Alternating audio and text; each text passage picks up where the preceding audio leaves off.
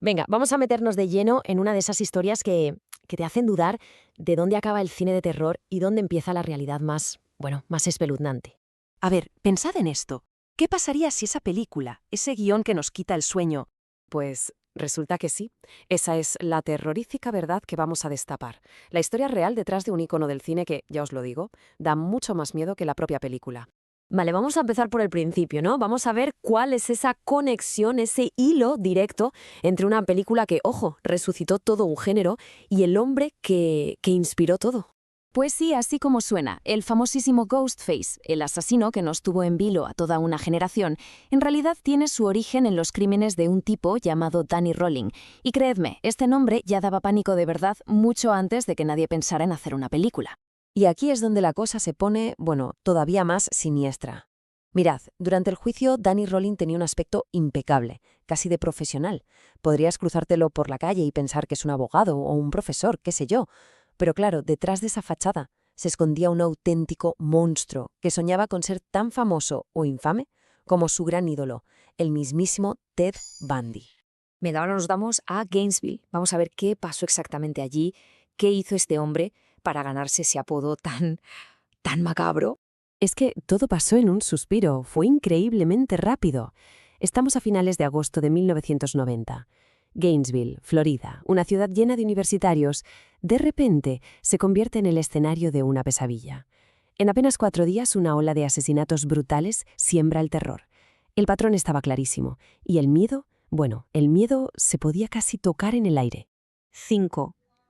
Ese fue el resultado de esos 4 días de terror. 5 víctimas. 5 jóvenes con toda la vida por delante, asesinados en menos de una semana. Imaginaos la psicosis que se montó allí, un trauma del que la ciudad tardó años en recuperarse. Pero es que la cosa va más allá. Es que Rowling no se limitaba a matar, no. Dejaba su firma, por llamarlo de alguna manera, una firma grotesca. Agredía sexualmente a sus víctimas, las apuñalaba y las dejaba en posturas humillantes. Y el nivel de perversidad llegó a tal punto que en uno de los casos decapitó a una de las chicas y puso su cabeza en una estantería, como si fuera un trofeo. Y para rizar el rizo, en su defensa, Rowling soltó que estaba poseído por un demonio llamado Géminis, que según él le obligaba a matar. Claro, la pregunta es, ¿era una simple estrategia para librarse? Algo que se ve mucho en estos casos, ¿no? ¿O de verdad estaba delirando? La pregunta del millón, claro, es ¿cómo alguien llega a ese punto? ¿Cómo se crea un monstruo así? Pues para intentar entenderlo, aunque sea un poco, tenemos que viajar al pasado, a sus orígenes. Pues su historia empieza, como muchas otras de este tipo, en un hogar completamente roto. Creció en Shreveport, en Luisiana. Y el problema es que la figura de autoridad en casa, su padre, quien encima era policía, maltrataba a todo el mundo. Así que, claro, para el joven Danny, la violencia era el pan de cada día. Creció entre los abusos de su padre y, poco a poco, empezó a desarrollar unos comportamientos muy siniestros. Y hay un detalle que pone los pelos de punta. Las mujeres a las que atacó, años después, se parecían muchísimo a su madre. A partir de ahí, su vida fue una cuesta abajo sin frenos. Un fracaso tras otro. Empezó con el voyerismo de joven, luego lo echaron de las fuerzas aéreas, no era capaz de mantener un trabajo, nunca consiguió encajar en ningún sitio. Y claro, esta incapacidad para salir adelante era motivo de bronca constante con su padre, que era un tipo muy estricto. Y la cosa, lógicamente, acabó explotando. Un día, Danny, ya con 36 años, que seguía viviendo en casa, tuvo una bronca tremenda con su padre y le disparó. Él pensó que lo había matado, aunque en realidad sobrevivió y huyó. ¿Y a dónde fue? A Florida. Y fue allí donde nació la leyenda del destripador de Gainesville. Bueno, y con esto llegamos ya a la recta final de la historia. Vamos a ver cómo la policía consiguió atraparlo y sobre todo vamos a descubrir un secreto familiar que es, de verdad, para no dormir. Su captura fue una mezcla de buen trabajo policial y un golpe de suerte, la verdad. A ver, por un lado, la policía de su pueblo, de Shreveport, ató cabos y relacionó los crímenes de Gainesville con un triple asesinato que tenían sin resolver desde hacía un año.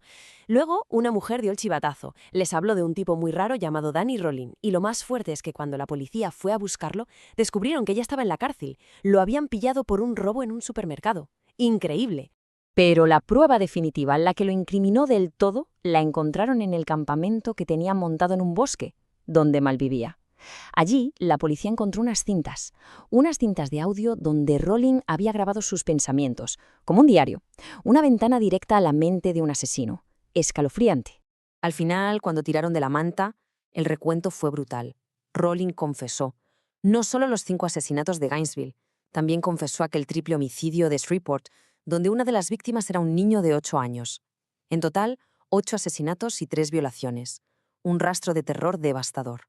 Y la justicia, esta vez, fue implacable. Danny Rowling fue declarado culpable, lo sentenciaron a muerte y lo ejecutaron en el año 2006. Con su muerte se cerró, por fin, uno de los capítulos más negros de la historia de Florida.